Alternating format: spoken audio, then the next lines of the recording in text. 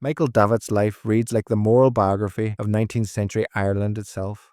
It was a life marked by poverty, injustice, exile, return, and ultimately a fierce, unshakable conviction that ordinary people deserve dignity. More than almost any other figure of the era, Davitt transformed personal suffering into a political mission. His name is inseparable from the Land War, but his contributions stretch far beyond agitation. He was, in every sense, the conscience of a country struggling to right historic wrongs. Michael Davitt was born in 1846 in the small Mayo village of Strayed into a world shaped by the catastrophe of the Great Famine. His family were among the many thousands of the rural poor swept from their homes by a system that combined landlord power, economic collapse, and brutal necessity. The Davitts were evicted when Michael was still a child, an event that left a mark so deep that he later described it as the moment that shaped his life's purpose. The memory of watching his mother and siblings turned out onto the roadside became the moral engine behind everything he would later do. Forced to emigrate to England, the family settled in the industrial town of Haslingden in Lancashire. If eviction had created a scar, the mills of northern England hardened it into steel. Davitt, still only 11, began work in a textile factory, a place of noise, dust, and dangerous machinery. One of those machines, a spinning frame, tore off his right arm. He survived, but the injury forced him out of factory work and into a life defined by persistent physical challenge. Far from crushing him, the accident gave him a different path: formal education, reading, and the intellectual awakening that would shape his politics. In England, Davitt encountered the Irish Republican Brotherhood, the secret revolutionary organization dedicated to ending British rule. Drawn by a combination of youthful idealism and deep grievance, he joined as a young man.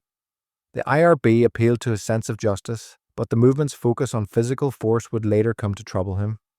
In 1870, at the age of 24, he was arrested for his role in a gun-running operation and sentenced to 15 years penal servitude. It was during this period in Dartmoor and other English prisons that Davitt underwent a profound transformation. Prison life was harsh, and Davitt's later writings reveal how deeply it affected him. Solitary confinement, strict silence, and the crude brutality of the Victorian penal system left lasting psychological wounds. Yet his imprisonment also sharpened his mind. He read voraciously: political theory, history, economics. He reflected on the failures of the Fenian movement and on the conditions that had driven so many Irish people to despair. By the time he was released on parole in 1877, Davitt's revolutionary zeal had not dimmed, but it had matured.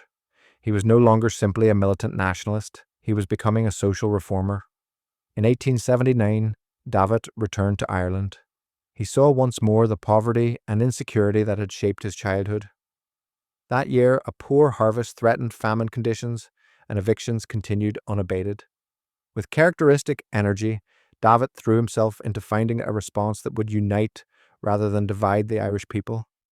His answer was both simple and radical: land for the people. Along with Charles Stewart Parnell, he founded the Irish National Land League in October 1879.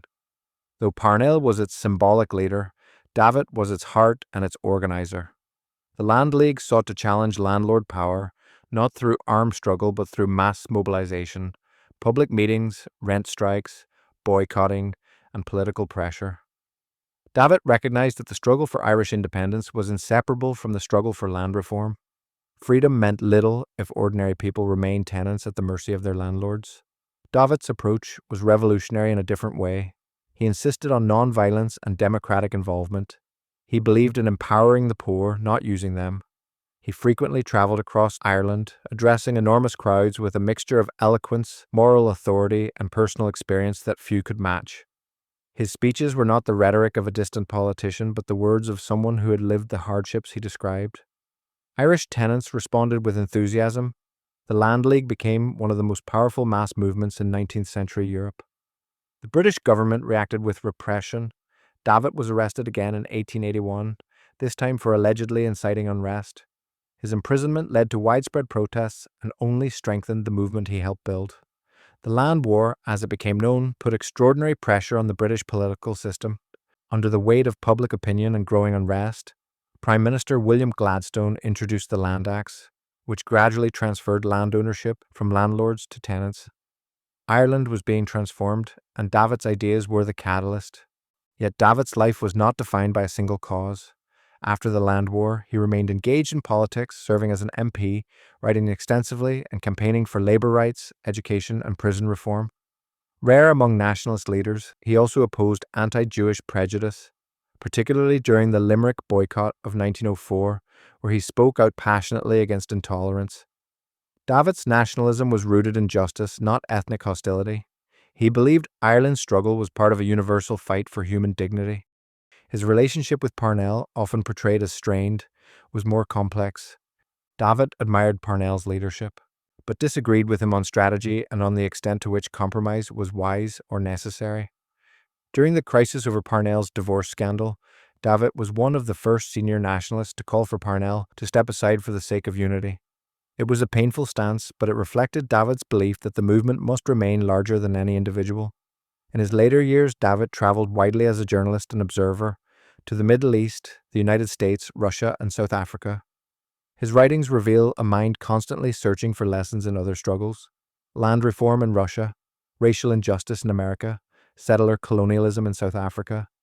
He saw Ireland's story not as an isolated tragedy, but as part of a global pattern of dispossession and resistance.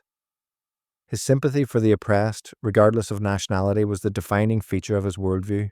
Michael Davitt died in 1906 at the age of 59. His funeral at Strayed drew thousands, a testament to the depth of affection in which he was held. He left behind no great estates or personal fortune.